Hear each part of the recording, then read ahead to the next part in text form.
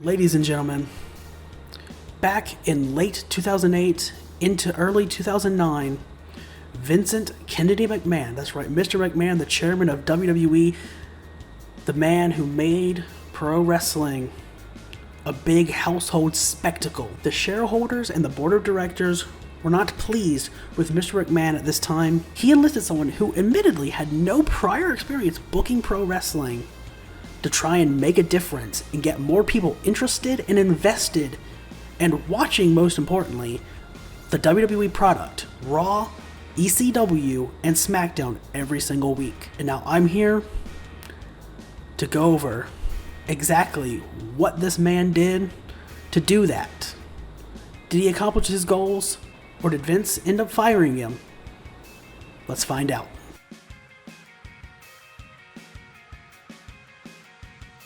What's up, Mr. McMahon?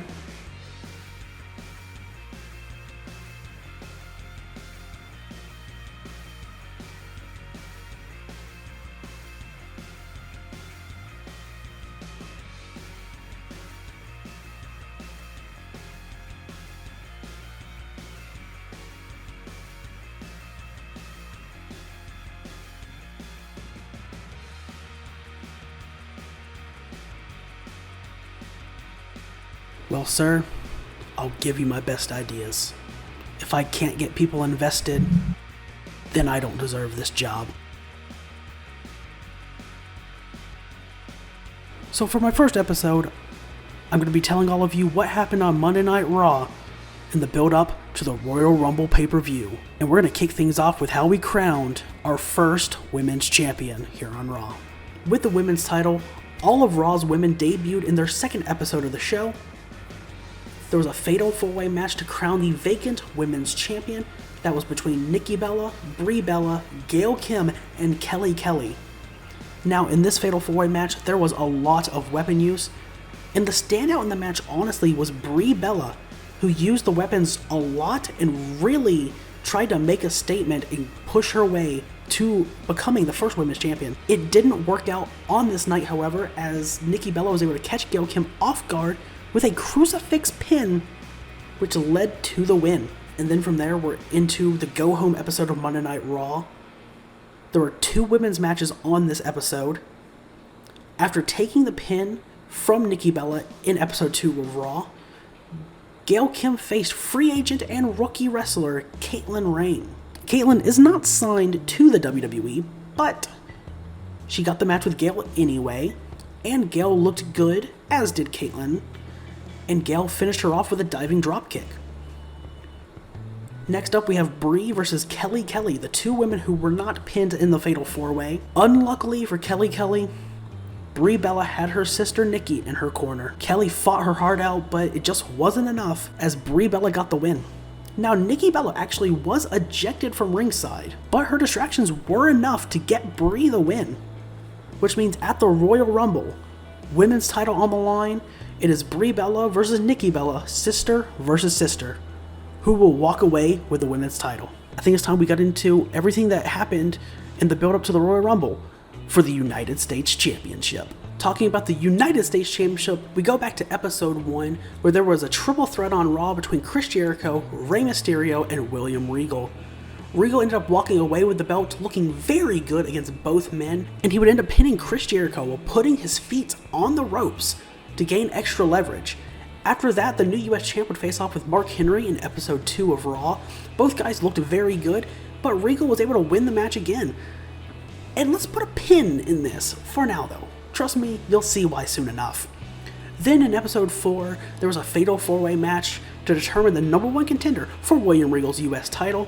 Chris Jericho and Rey Mysterio both got another shot, as well as Kane and the Big Show. Ultimately, Chris Jericho was able to finish off the Big Show with a lion salt. And again, let's put a small little pin in this one as well. Again, you'll see soon enough. And that would lead to Chris Jericho getting a shot at redemption at the Royal Rumble, as it was Chris Jericho taking on William Regal for the US title. And now it's time to figure out how we crowned the first WWE champion. So in episode 1 of Raw, Edge was able to outlast 5 other opponents to win an over-the-top battle royal, and then later in the main event of that same show, the Hardy Boys defeated D-Generation X in tag team action. Moving on to episode 2, Shawn Michaels rebounded and defeated the Rated R superstar Edge, and Jeff Hardy continued his momentum by picking up a win against Randy Orton, who was also in the battle royal that Edge won in episode 1. Then in episode 3, we had a lot of controversial things going down. Thanks to constant interference from D-Generation X, Matt Hardy was able to pick up a win against Randy Orton. And then there was some minimal interference in the next match, which led to Jeff Hardy defeating Shawn Michaels. And then in the main event, Randy Orton recruited ECW champion Cody Rhodes, we'll get to that, to get some revenge on DX from earlier in the night. They came out and ruined the main event match between Triple H and Edge, which led to the referee awarding Triple H the win by way of disqualification, and left more things up in the air than when we went into the show. Then on the go-home episode of Raw to the Rumble, Edge and Randy Orton would team up to take on D-Generation X. If DX won, it would be a fatal 4-way match at the Royal Rumble to crown the first WWE champion. Luckily for Rated RKO, however, they were able to pick up the win and make that match a 6-man pin and submission only battle royal. And then at the Royal Rumble, that means Jeff Hardy versus Matt Hardy versus Edge versus Randy Orton versus Triple H versus Shawn Michaels to crown the first WWE champion. And at the Rumble, Brie Bella defeated her sister Nikki to win the women's title. William Regal put up a hell of a fight and looked really good against Chris Jericho, but Jericho found a way to win and became the new US champion. Then we had the small battle royal right before our big battle royal. All 6 men fought as hard as they possibly could, but the first to be eliminated were both of the Hardy Boys. The 2 men who looked the best going into the Rumble were eliminated. Then Edge and Randy Orton would eliminate DX, Triple H, and Shawn Michaels, leaving both of them to battle each other to crown the first WWE champion. At the end, it would be Randy Orton who would walk away as champion, starting the Age of Orton. When it comes to the Rumble match, Raw didn't look the greatest, but it would be a Raw superstar who would dump the last man out of the ring to win the match, as Kane would become the inaugural Royal Rumble winner, last eliminating Dolph Ziggler.